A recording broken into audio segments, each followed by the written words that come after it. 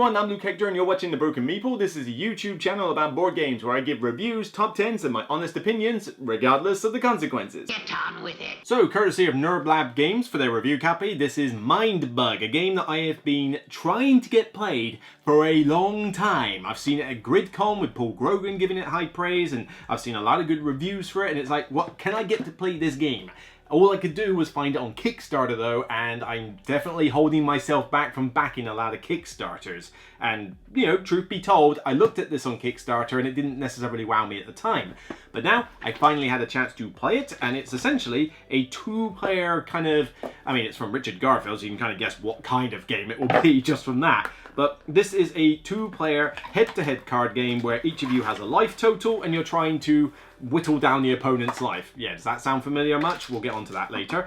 But essentially what happens is you have a bunch of random creatures, and these are all basically amalgamations of various objects as well as animals. So, I mean, you got like rhino turtles and owl spiders and ferret bombers and chameleon snipers and gorillions, you know, gorilla and lion, and you know, it's all weird and wacky stuff with some pretty colourful and decent artwork, I have to be said, with decent quality cards, rounded corners. I like rounded corners on cards. I don't think everything has to be pointy and spiky anymore. But essentially what you do is that you have a hand of these and you play them in front of you and you attack the opponent and try to whittle their life down. If they've got creatures, they can choose to block and, you know, save their life total. And all of these creatures, or at least the vast majority of them, have various effects: tough, hunter, frenzy, sneaky, or play effects. So again, like you've seen in these games, you know, I haven't mentioned names already, but let's say Keyforge, Magic, Smash Up, all those types of games, you've got these head-to-head card abilities, and it's essentially like that. And there you have it. Or do you? Now, if I was just describing it like that, you'd think this is the most generic thing in the world. Well, there is a little twist. 4 Mindbug cards, 2 per player in each game.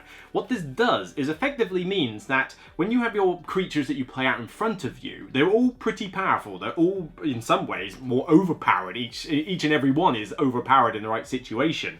But what your opponent has is the ability to utilize one of their Mindbug cards and take control of the creature you just played. We favor unreasonably huge subsidies to the brain slug planet. So they play the explosive toad, and I go, I'm going to be screwed if I get screwed by that. You know, is it worth taking it? Fine, I'll play my Mindbug card, and I take the toad, and it's now mine to use against you. Hopefully you had a defense against that sort of thing. And basically it's a one-time use card that each player can use twice in a game, of which the games are pretty fast. I mean, you will get through a game of this in, you know, 15 to 20 minutes without breaking a sweat. It really is quite a quick, fast game.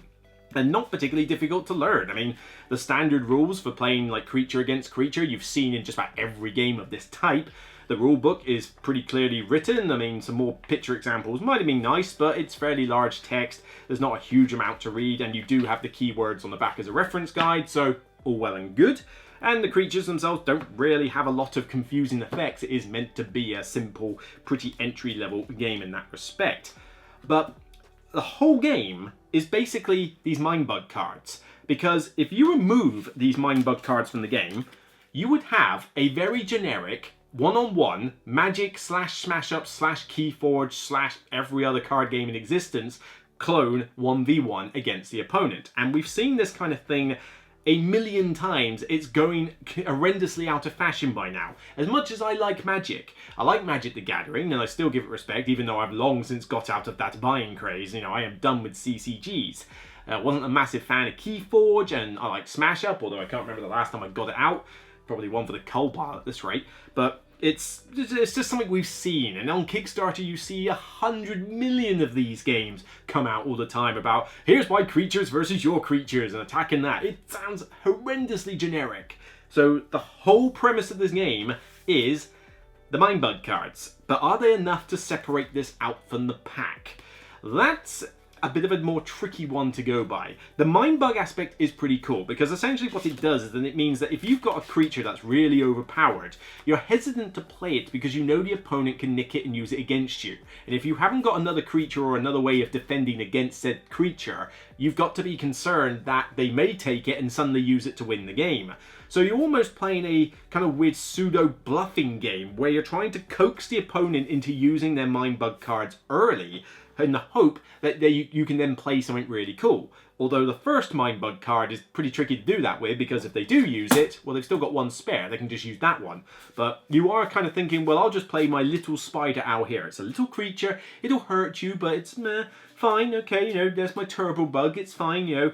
And then you play something like, say, I don't know, the Lone Yeti, and they go, oh, I'll steal that from you. Okay, that's all well and good. I'll now put in the, the bee bear, massive strength and can't be blocked by small creatures. Haha! And it's like, you're kind of goading them to do it early so that you can play something bigger later. But that's kind of all the Mindbug thing is. It's cool and it adds a new dynamic to the game, but it is the game. There is really nothing particularly new or different or innovative other than this mechanic. But this mechanic is really cool, so it's kind of hard to gauge. You are basically just getting your run-of-the-mill generic card game without this included.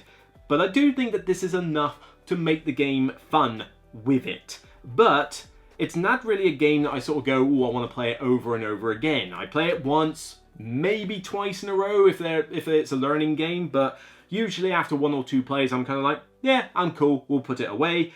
And it is only 2-player, which means I can't get this to the table as much as I would like with other games. I would have been cool if this was maybe a 3 or 4-player thing, like Smash Up, but I guess there's only so much you can do. And box-wise, I mean, it's meant to be portable, but this isn't the most portable means of doing it, because you have one place to put the cards, and then what do I put in here? Presumably expansions, but I've seen this game packaged in a pack that's literally as big as the deck of cards. That's the kind of packaging I want, not this. I just want a quick little deck that holds this that I can literally slot into a crevice in here and then take out when I need to. And for that, it does a good job. I mean, it is cheap. It is portable, other than this box. It is easy to teach. It is easy to play. It is quick to play. It is easy to learn. There's a lot of good things about this game, but for some reason, it just kind of falls a bit flat for me. I play it and I go, that was fun. The Mindbug thing's cool, but it is basically a bluffing game, as opposed to anything else. And then I'm kind of done. I don't really know what else to say about it. You cut me deep, Shrek. You cut me real deep just now. I think maybe I'm just a bit burnt out on this whole creatures versus creatures attacking each other thing. I think I've just seen it so often that when I look at this, I go, oh, it's another one of those. But the Mindbug thing is really cool, so it is hard to rate. I think I give it props. I think I'm going to give it a 6 out of 10 overall, though. It's above average, and it's a game that I will play. If it's on the table, I'll play it, not a problem.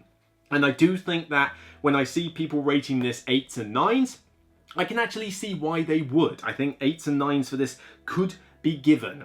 But for me, it just kind of fell a bit flat. It's like, all right, we've seen this card game before. You've just thrown in a couple of Mindbugs in there, which are cool, but these alone are not enough to make me want to play this game over and over again. They're enough to elevate it from the pack of really generic, boring versions of this, because that's not what this is. This isn't boring at all. It's a decent game, but this is the sole part of the game. It's all this or nothing. And if this part doesn't interest you, then the rest of this game sure as hell ain't going to do anything about it. But this is enough to at least elevate it to a point where I'm like, okay, cool. This is a decent little game. Probably not one for me. I can see a lot of other people going mad for it, and they already have. Take the 6 out of 10 for what it's worth. I still recommend you give it a try, especially if you can get a cheap copy of it. Perhaps maybe with expansions, more would be added to the game. That sort of drags me in a bit more. But as I say, give it a try. It's different and it's unique. They've tried something different with a fairly tired genre. And you gotta give props for that, because I do respect innovation in this industry. But maybe I just want a little bit more than just these, But it's still decent. 6 out of 10. Give it a shot. See what you think. So that's it for me on this episode of The Broken Meeple. If you like what you see, then please thumb it up here, thumb it up on YouTube, and of course, get your comments down below and let me know your thoughts about the game. I expect to hear a lot of people saying that they really, really enjoy this game, and I can see why. Probably just didn't work quite well for me, but I'd be interested to know your comments about the experiences you've had with Mindbug, and particularly what you're thinking the expansions are going to add it to the game for you. And other than that, though, you can check out more content on the show, including the UK Games Expo review that I've done, where I talk about the Games Expo for about an hour plus. It's quite a lengthy episode. But until next time, remember, regardless of whether you're being controlled by somebody else's Mindbug or not, it's still only a game. Bye for now, everyone.